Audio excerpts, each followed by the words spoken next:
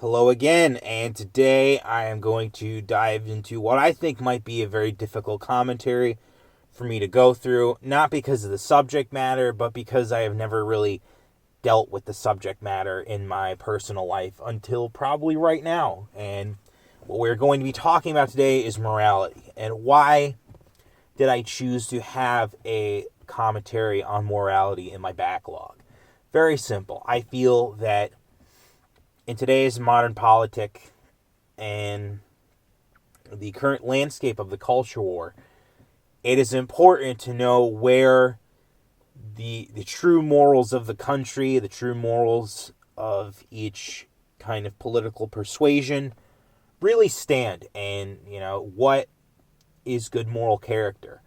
And for me, what is good moral character is being virtuous, being honorable, being commendable, and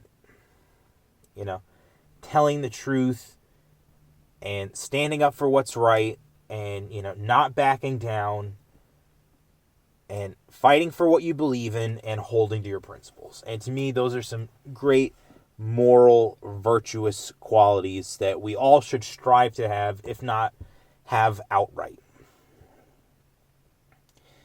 And a lot of Western civilization's morals come from Catholicism. I would also say that a portion of the guilt comes out of that strong Catholic guilt for doing wrong and being punished for doing wrong. But, with this moral foundation, we built the framework on how to behave ethically in society. And building on top of that, we see now that the lack of religion has caused apathy and degeneracy to be the key morals of society nowadays. At a certain point, we kind of let religion fall by the wayside, and I did a commentary on that called The Current State of Modern Christianity, and I feel that there are a lot of problems that I will just say outright caused the downfall of Christianity as the moral framework of modern society. And one is obviously the pedophilic cover-up that was conducted by the Catholic Church of all of the known pedophiles that were shuffled from church to church. And the other was the failings of the religious right to kind of lead people back into church and say, hey, everything's all right, it's just the problems of Catholicism, why don't you come over here to baptism, to Protestantism, to all the other variations of Christianity.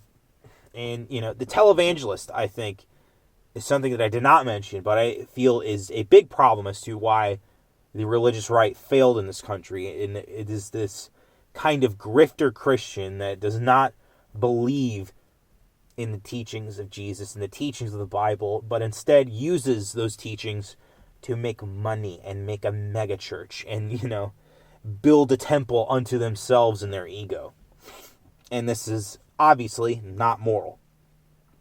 But for all those people who have now rejected Christianity and are wandering around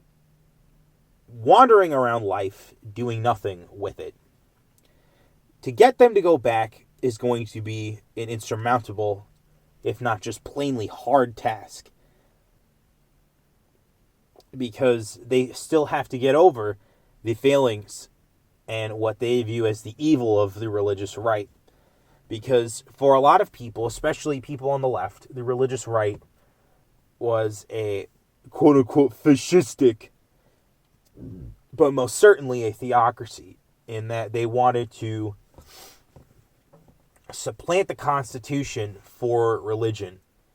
And I saw this a lot in documentaries like Jesus Camp, in the Christian sections of Religulous, where people forewent the rules of the land, the law of the land, and wanted to supplant it with a more biblical kind of structure. And this is not bad. However, we are a nation of laws. We are a nation of rules that are predetermined and have already been structured by not only secularists, but by Christians who were the founding fathers. and I forget who is the ones who were Christian. I remember, shit like the fucking atheist quotes like that Thomas Jefferson had and Benjamin Franklin had, way more. But I will make sure to leave a whole section of Founding Fathers quotes that come, either as paraphrases or as interpretations off the Bible in the sources. And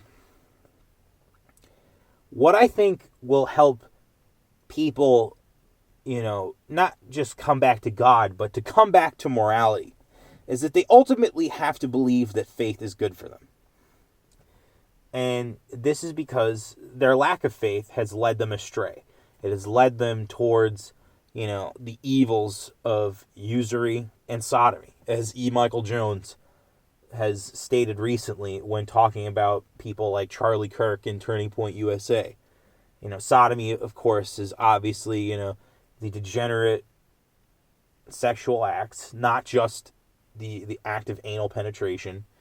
And usury, of course, is a lust for wealth, a lust for greed.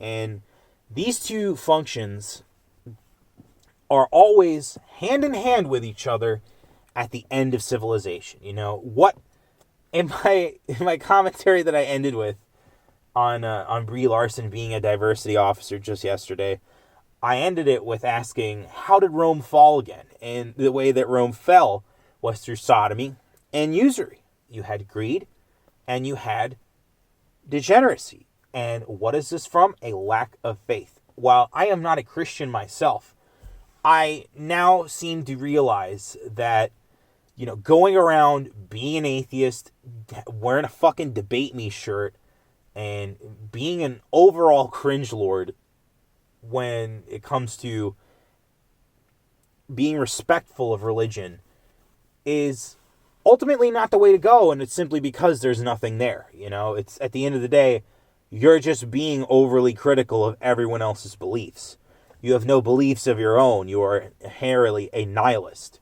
You inherently believe in nothing.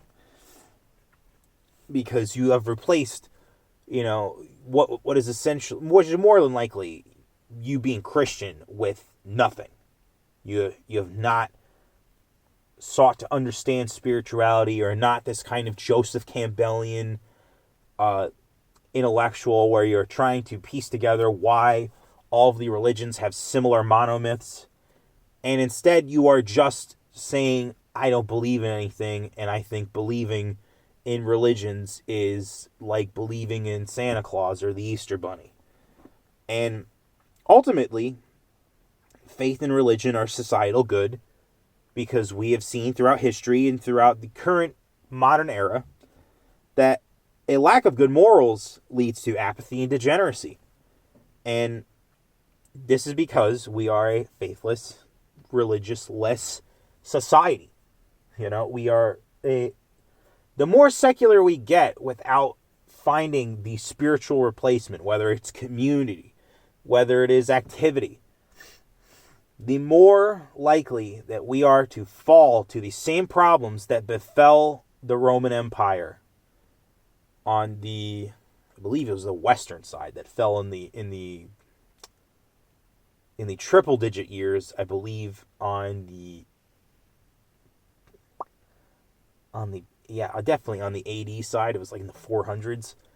And yet the Eastern Roman Empire, the one that became Roman Catholic, survived into the 1400s and fell right after the Crusades. I am potentially getting my history wrong, but I will make sure that I have the fall of Rome in both sides a very key source for this commentary, because it is important. And why do I keep going back to Rome? It's very simple, because Rome was the most civilized empire up until the modern era, the current year. You didn't see fucking aqueducts in Anglican England. When Britain was becoming this centralized island ruled by one king. You instead see more modern parallels to Rome and Roman society than you do to anything that fell after up until now. Up until post-industrial revolution, modern era.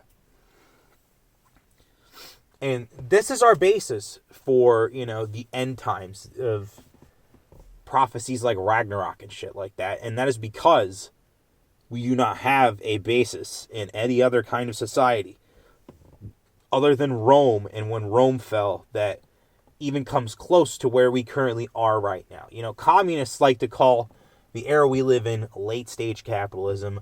I like to call it late stage society, simply because I see, the pitfalls of industrialization, the failings of globalization coming to a head. And with this more secular society, we see the rampant spread of degeneracy. We see a total apathy for any kind of social issues. We just see progressivism pushing through whatever it wants.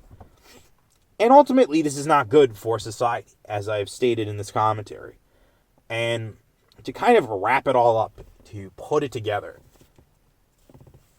I myself took a very long time to come back around to faith. I literally had to have a spiritual moment, a crisis that happened in my life with that unfortunate partaking of Canadian tobacco that led me to have a hallucinatory revelation on the end of days. And I am now in it. I am now aware. I am now fighting for my stake in this world.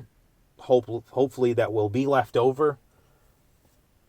And I really just hope that each and every one of you notices this and acts on it and realizes that, it might be daunting to convert my friends back to God. But God damn it, I gotta try. Because the more we have these kind of apathetic people wandering around society, not caring about anything, the more likely that we will just lose society and prove Ted Kaczynski right in his major thesis that the Industrial Revolution and its consequences have been a disaster for the human race. And we will never push into the future utopia dreamed up by people in the 50s, and it is simply because the boomer generation and its consequences have been a disaster for the human race. And I truly believe that part, more than I believe Ted Kaczynski's initial thesis in industrial society and its future. And this is because the boomer generation, I don't want to keep going back to old talking points, but the boomer generation was at the core time when shit like the 1965 Immigration Act passed, which essentially led to the mass migration of 1 million per year that we see now in this country. They were at the forefront of the sexual revolution at the end of the 60s. They were part of the cultural revolution that happened that shifted everyone away from 1950s utopian America into this kind of boomer, free love, diversity is our strength hellscape that we now live in. The consequences of the boomers' actions is what caused society to be where it is right now. And we need a return to order. This is why I am standing with the Groypers in their Groyper War. Because, unfortunately, society needs order in order to thrive. Not forever. We just need to restabilize. And because we are so not stable right now. We are at a point, like I said in my last commentary, where I talked about race relations, that, it's a powder keg waiting to get the match thrown at it.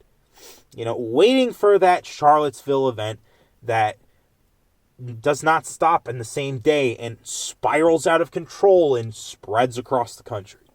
And I don't want to get to that point. I think that would be very bad for everyone involved if that kind of shit spread further than one city. And yet, we are here at this crossroads. We are here talking about morality. Trying to figure out what place morality has in society. And so I end on this. To all of you people out there who view morality as a bygone system of benevolence and virtue, tread lightly, because you are only going to be corrupted by pure evil.